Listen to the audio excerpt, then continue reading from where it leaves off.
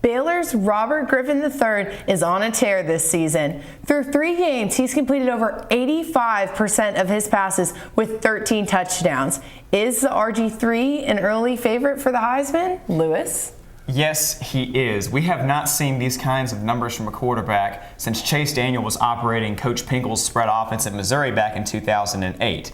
So as angry as I am at this young man for ruining my TCU pick on the second night of this year's college football season, I am going to have to say yes, he is, with Andrew Luck of Stanford, the golden boy, sniffing at his heels. Jonathan, what do you think? I think statistically he should be. Just to throw these numbers out there, 70 of 82 passing, 962 yards. You mentioned the 85% completion rating, 13 touchdowns, no interceptions. 2 of those incompletions were drops. So I think by the numbers, looking at it, if you take away the fact that he plays for Baylor, he should be. But because he plays for Baylor and because it typically goes to a good player on the best team, not necessarily the best player overall, I'm not sure if he's going to end up being the one who receives the trophy at the end of the season. Lewis did mention a player I have been noticing doing extremely well lately. You did mention Andrew Luck, and don't chew my head off, Jonathan, but I'm definitely going to have to say I'm rooting for him. Sorry. I mean, I love the guy. Very well, especially in the Arizona game. I mean, he averaged just in passing along 325 yards, 2 touchdowns, 0 interceptions. So, I mean, it may be a little too early. Maybe I need to wait till the UCLA game to determine. But, hey, I'm sorry. I'm definitely rooting for him all the way, Andrew Luck. Yeah. Well, in a game of top 10 opponents that featured almost 1,000 yards of total offense, Oklahoma State defeated Texas A&M 30-29 in College Station.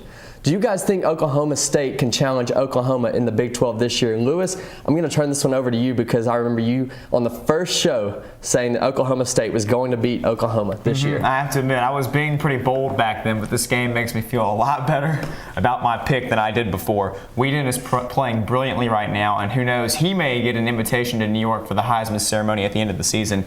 Justin Blackmon is making people in Stillwater forget about Des Bryant, that the guy ever even played at Oklahoma State.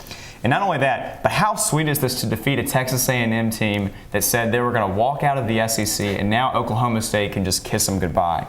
So sweet. That was definitely a surprise. We have many more to come. To the surprise of many, Clemson followed up his win over Auburn with an upset over Florida State. Clemson often fails to meet expectations, but is this the year that they finally live up to the hype? Well, the term you said, to the surprise of many, it really shouldn't come as a surprise when you look at the numbers. New offensive coordinator Chad Morris has done an excellent job at Clemson with quarterback Taj Boyd.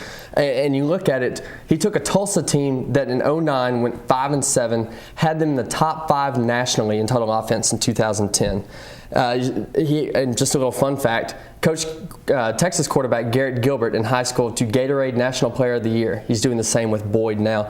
I think we really saw a rapid maturation for Boyd in the Auburn game. 30 for 42, 386 yards, 4 touchdowns. I think that was really when we saw him emerge as a threat this season.